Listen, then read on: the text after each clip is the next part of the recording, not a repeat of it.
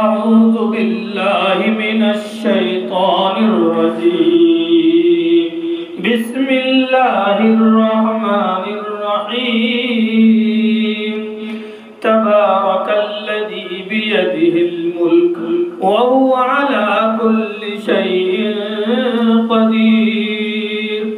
الذي خلق الموت والحياة ليبلوكم أيكم أحسن عملا وهو العزيز الغفور. الذي خلق 7 سماوات طباقا ما ترى في خلق الرحمن من تفاوت فارجع البصر هل ترى من فطور ثم ارجع البصر كرتين ينقلب إليك البصر خاسئا وهو حسير. ولقد زينا السماء الدنيا بمصابيح وجعلناها رجوما للشياطين وأعتدنا لهم عذاب السعير. وللذين كفروا بربهم عذاب جهنم وبئس المصير. إذا ألقوا فيها سمعوا لها شهيقا وهي تفور تكاد تميز من الغيظ كلما ألقي فيها فوج سألهم خزنتها ألم يأتكم نذير؟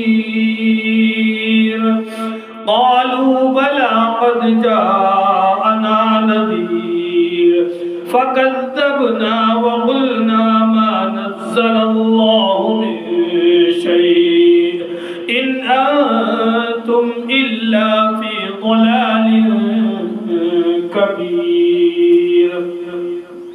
وقالوا لو كنا نسمع أو نعقل ما كنا في أصحاب السعير فاعترفوا بذنبهم فسحقا لأصحاب السعير. إن الذين يخشون ربهم بالغيب لهم مغفرة وأجر كبير. وأسروا قولكم أو اجهروا به إنه عليم بذات الصدور. ألا يعلم من خلق وهو اللطيف الخبير. هو الذي جعل لكم الأرض ذلولا فامشوا في مناكبها وكلوا من رزقه وإليه النشور. أأمنتم من في السماء أن يخسف بكم الأرض فإذا هي تمور أم أمنتم من في السماء أن يرسل عليكم حاصبا فستعلمون كيف نذير. ولقد كذب الذين من قبلهم فكيف كان نكير.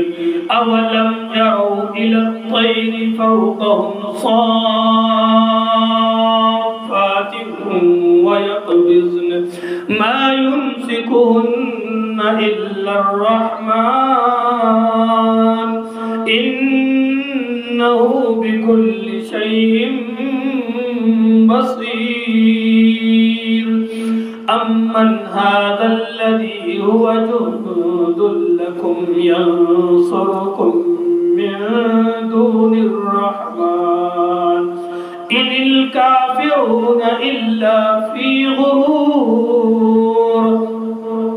أمن هذا الذي يرزقكم إن أمسك رزقه بل لجوا في عتو ونفور أفمن يمشي مكبا على وجهه أهدى أمن يمشي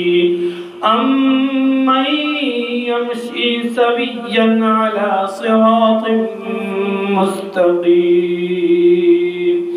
قل هو الذي أنشأكم وجعل لكم السمع والأبصار والأفئدة قليلا ما تشكرون